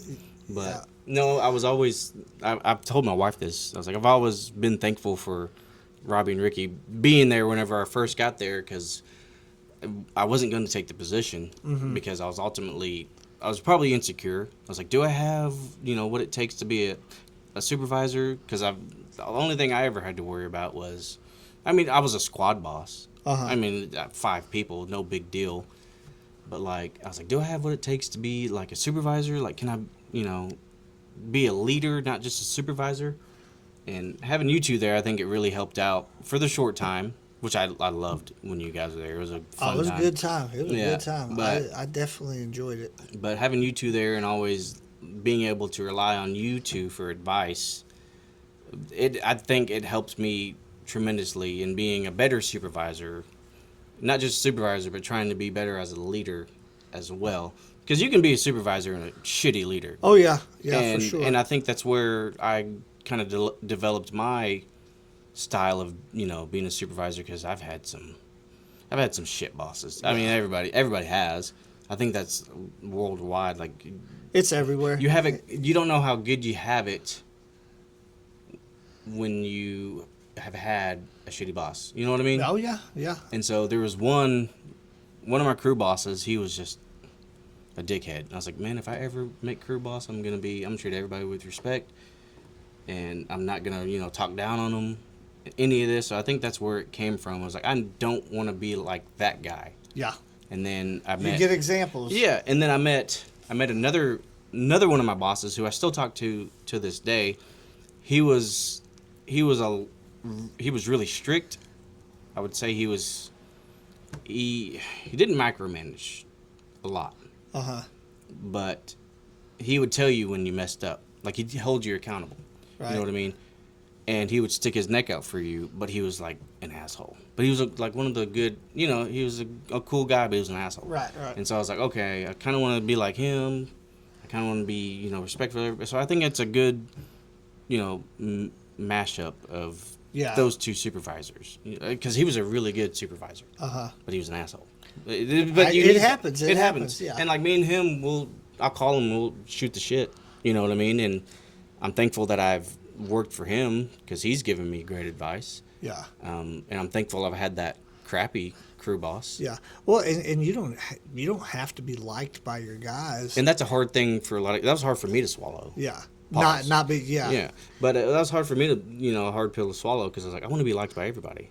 Like, I want everybody to You want to be, but I want everybody to want to work with me. And then I think you and Ricky kind of said, like, that's just not going to happen. Yeah. And I was like, man, why not? I was like, I think I'm a good guy. Like, and early on. Yeah. Very, very early on, it showed that, like, oh, not everybody's going to like me. Yeah. Not everybody's going to like you. Not everybody's. And there's nothing you can do about it. Right. You just don't, like earlier, you just don't jive with people. I just, a good measure, look around at how many people do you have that like you. How many do you have that actually respect you because of the job you're doing? Yeah. That's the main thing. Like, if people only respect you because of fear of repercussions, something's wrong. Yeah. If people respect you because of how you are, the man you are, the supervisor, the leader. Yeah. I don't even like the word supervisor, but leader. I don't either. Like the other day, you're like, oh, this was my boss. Like, no, I was not. Yeah. I was like, and that's how I do with everybody. I was like, we work together. I just happen to be the guy to have to answer to these people. It's like, but ultimately, we work together. I just have a little bit more extra on my plate. Yeah. But the word, like, saying, I've never once been like, oh, I'm his boss. Right. Because, man, we're coming back from Utah, and we stopped for the night, and if you're a Wildland Firefighter, like, if you're stopping for the night or if you're on R&R, you're drinking. You just had a rough, 14, 15 days. You're gonna relax. And so this ate at me. This still eats at me, the freaking mother effer. But R.I.P. by the way, he's not around. But anyways, I'm gonna say it. We went out to a bar, and my crew boss then, we're just sitting, drinking, relaxing, and he was talking to this girl, and he's like, I'm their boss. They gotta do what I say. Oh yeah. And young 21-year-old me, I was like, no, you don't. Not right now. You don't. Yeah. But ultimately, he did. Yeah. But it was just like, man, that's so disrespectful to try to pull that card. And there's guys like that, and I didn't want to be like that. I worked for a dude that we'd wash trucks at the station, and one of our stations had a whole glass wall that looked out into the bay with the other trucks, and we'd wash trucks during the day and not go anywhere, not do anything. I mean, they literally, once we parked them after washing them, there would be nothing happened to them. Yeah. And then that evening at 9:30 in the evening, this dude would be like, well, I think it's a good time to wash trucks again. We need to make sure that they're really It clean. was like, okay. And it was like, okay. Yeah. So we end up having to go out there, Mm-hmm. wash these trucks, and this asshole would be on the other side of that glass watching us wash those Oh, yeah. trucks. And I was like, That's not the. this yeah. is the ultimate. This is a boss right Yeah. here. Yeah. This dude is power Yeah. tripping his balls Yeah, off. and I hate to be this type of person, but I've always, like, if there's something to do, I'm always like, let's, like, help me do this. Like, I'm not gonna. It depends on, like. There's sometimes you There's got some- you got to you give gotta- an you gotta order or delegate. tell You the gotta- guys, yeah. hey, you got to do this. But a leader really is in there with you. Yeah, A bunch of times. and that's one thing I've had a really hard time grasping, because I'm always like, I need to see this happen. Uh-huh. Like I can tell people, I can tell them like, oh, we need this done, and then I'm gonna go help them. Yeah. And there's a couple other things I could go do myself, but I want them to know, like, I'm not making, like, this has to be done, but I want you to know I'm there with you. Right, You right. know, I don't want to be just a boss. I want to actually work with you. It's a fine line because at some point you got to trust those guys to take care of what you've told them to Yeah. do, because you actually have to Yeah. go perform these other tasks, Yeah. especially if it's safety oriented. Yeah. Like, hey, you guys start on this. I'm going over here to make sure that Yeah. we don't have something running up and on us. and I was always very transparent. Like, if I had to do computer work, which freaking sucked, took all day, Ugh. I would be transparent. It's like, hey, I gotta go do computer work. You guys go take care of this and that, and whenever they get done at the end of the day, I'm still doing computer work. So, like, I hope it registers. Like, oh, I'm not just like slacking off. Like, I Right. want to be out there. Nobody wants to be in the office. No, I would. No, what do they say? Death before cubicles. Mm-hmm. I'm definitely. all day. I'm not made for an office. No, Nope. no, I'm not. The most time I spend indoors is right here. Yeah, Like, I mean, gotta be outside.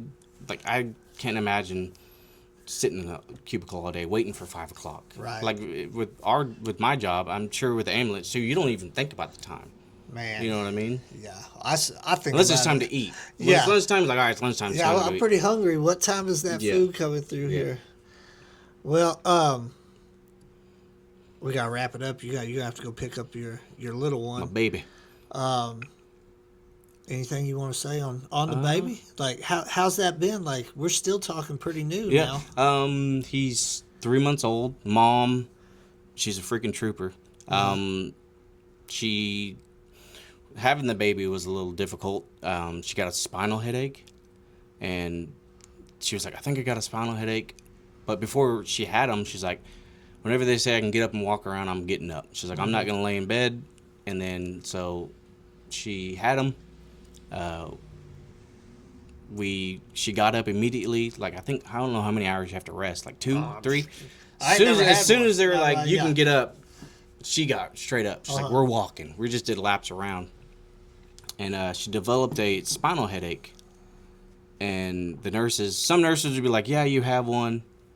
Or some nurses would be like, yeah, you have one. And then others would be like, if you had a spinal headache, you wouldn't be up and around. She's like, I need to move.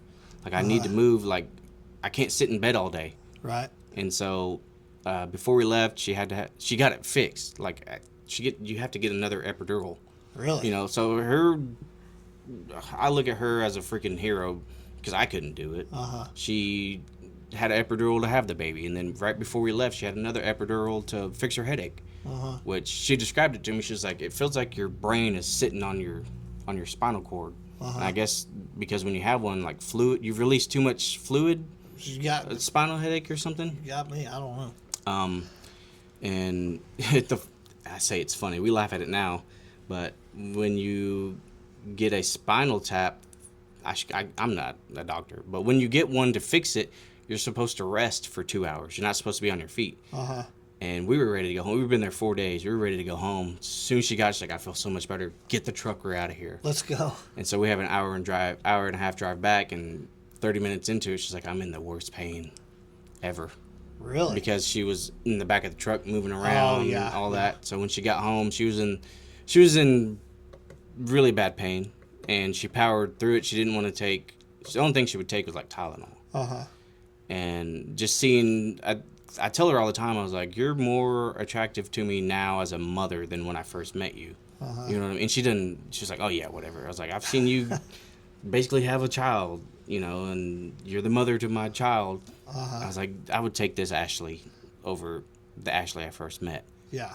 And seeing her be a mom to our son, and he is a freaking clinger, stage 5. Oh, yeah. clinger, Yeah. You were Well, saying something the other day. He won't sleep unless he's touching somebody. he's a contact napper. I think it's a thing when it's a breastfed baby. I mean, I don't know. I'm new at this. I think if it's a breastfed baby, they're clingers. It makes sense. And so he doesn't like to nap with dad. Right. The only time I can get him to right now I can get him to go to sleep, but he fights me like no other. Right. And he's a carbon copy of me. I always try to tell my wife, it's like, yeah, he looks like you. He does look like you. I was like, no, that's my boy. Like, that's my son. Yeah. And it's getting better. I can put him to sleep. He still wants to be held to go to sleep. And it sucks because we try to lay him down in the bassinet, and he'll fall asleep for 20 minutes. And then you pick him up and hold him, he'll be asleep for 2.5 hours. Right. And whoever has the baby, you're stuck. It's going to get better. And I try to help my wife as much as I can. I'm like, let me take him. She's like, if you take him, he's going to wake up because he knows it's not his mom. I was like, I know, but I want to help. Yeah. And so he's sleeping a little bit better. He's starting to teeth. His gums are swollen. But like I said earlier, and you called it even before I had the baby, like, once that boy comes, you're not going to want to travel. I was like, yeah, it'll slow down a bit. And you're like, no, I'm telling you, like, and you were right. Like, all I want to do now is just be at home with my family. Because I didn't grow up with a good family. Me and my wife made this family. I'm trying not to get sentimental. No, I got you. I know. But we made this family and it's ours. And that's who I want to be with day in, day out. And I love my job to death. But like I said, if my wife was like, I need you to quit your job to be closer to home, I'm done. 10 years in, I don't care. Yeah. Just to be close to my family. And it's funny, I told her, I was like, Robbie called it. She's like, what do you mean? It's like, I wanted to be home. And she just thinks it's funny. But being a dad has... Man, if you miss out, what you miss out on, you got to miss out on some stuff. Because you're going to have to make some money. You got to support the family. But the stuff you miss, you don't ever get back. And I was fortunate enough, I got 3 months leave, unpaid. Yeah. But, I mean, I worked my ass off before he was here to save up baby money, and it did not last long. We had to switch batteries out. Talked about your boy. You loving it. You loving being a dad. Yeah. Anything else on that? If I could tell my 19-year-old self what my almost 30-year-old self was doing, he wouldn't believe me. He would think, I got it made. Beautiful wife, beautiful son, nice house, fantastic job. He'd think I was, I made it. You're doing pretty good, man. I would thank you. I would definitely tell him that it gets a whole lot better than what it is right now. Right. I met you and Ricky. Met some amazing people, and life is good.